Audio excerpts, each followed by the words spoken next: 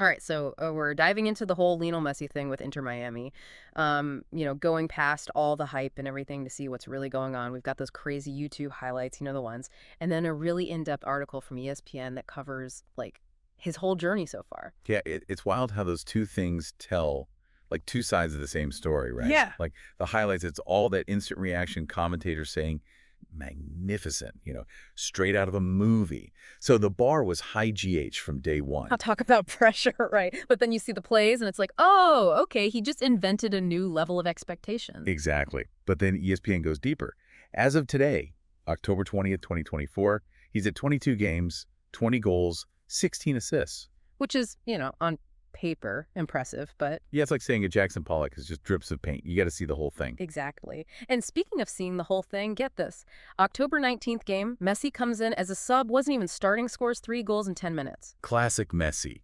But, okay, the Supporters' Shield, that first ever Leagues Cup for Inter Miami. Yeah. That's different, right? Not just him. Right. They'd never won a thing before he got there. Now they're competing for everything. And even the way they're playing, the ESPN piece talks about it. Like, Messi's always moving, always looking for that unexpected pass. It's contagious, So his teammates are stepping up their game, too. It's like he forces the other team to adapt, too, which is fascinating. Can't just be like, okay, we'll shut him down anymore. Right, because he can turn anything into a goal. Exactly. And don't even get me started on those YouTube highlights. The way he curves those free kicks, it's like, is that even legal? And there's this one goal, they literally call it Messi magic in the description. I think I've seen that one. He like dances through the entire New York defense, like the ball's on a string, and then just chips it over the goalie. Poetry. It's easy to get lost in the spectacle of it all. But ESPN does point out that even the greats have their off days. Oh, right, like the CONCACAF Champions Cup exit. Yeah, not exactly his best showing. Apparently, things got a little heated in the locker room after that Monterrey match. Oh, wow, really? Yeah, shows that other side of him. Dude hates to lose, even if it's not, like, the biggest tournament. Okay, so we've talked trophies, goals, even some tough losses. But what do these sources say about his impact, off the field? Now, that's where it gets interesting. The ESPN article, they have this whole section called The Messi Effect. Catchy. Yeah, and it's all about, like, ticket sales, jerseys, social media. Everything's exploded since he landed. Yeah, I never thought I'd be glued to the MLS standings, but here I am. It's like a cultural shift, right? And you can pinpoint it. July 15th, 2024, his first time suiting up for Inter Miami. Even the YouTube highlights, you can feel the energy. Those commentators were losing their minds. Totally. But it's not just the diehards. The article talks about kids, especially young Hispanic kids, signing up for soccer like crazy. That's what's going to be really interesting to watch long term. Having that role model. Exactly. And the ESPN piece, they make this point about the 2026 World Cup.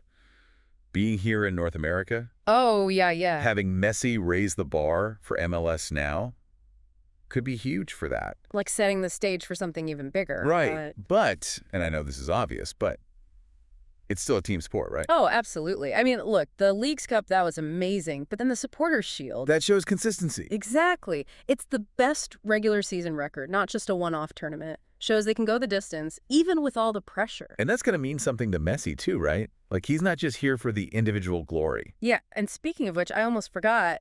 The ESPN article mentions Inter Miami got chosen for the 2025 FIFA Club World Cup. Wow, seriously. They were barely a team a few years ago. That's how fast things are changing. And Messi's right there, leading the charge. It's pretty incredible to see a whole league kind of elevate like this. I mean, seriously, it's like watching a whole league change right in front of us. Yeah, pretty wild. But ESPN's not just, sunshine and rainbows. They bring up the MLS Cup. Right. Can they actually pull it off? First season with Messi, that'd be something. Talk about a storybook ending. But even if they don't, I mean, just being in the running is huge. Totally. And then there's the whole MVP thing. Oh, yeah, the Landon Donovan Award. She hasn't won yet. Kind of makes you think. Well, what more can the guy do?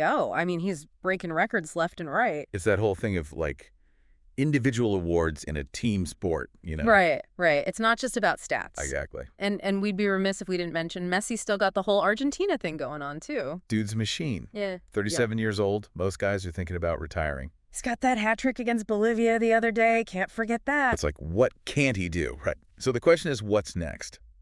Another World Cup for Argentina. More MLS records to break. I mean, who knows? These sources don't really say. But that's kind of the point, isn't it? Yep. Like, we're seeing something totally new here. So, all right, if you take away one thing from this whole deep dive, Yeah. it's that Messi's impact, it's not just about goals and assists, it's bigger. Way bigger. He got people in America actually caring about soccer, brought the MLS to a whole new level. And, for all those young players out there, seeing someone like that. Inspiration, man. Yeah. Yeah, we covered a lot, but go check out those YouTube highlights for yourselves and that ESPN article. Seriously, you won't regret it. That's all the time we have for today.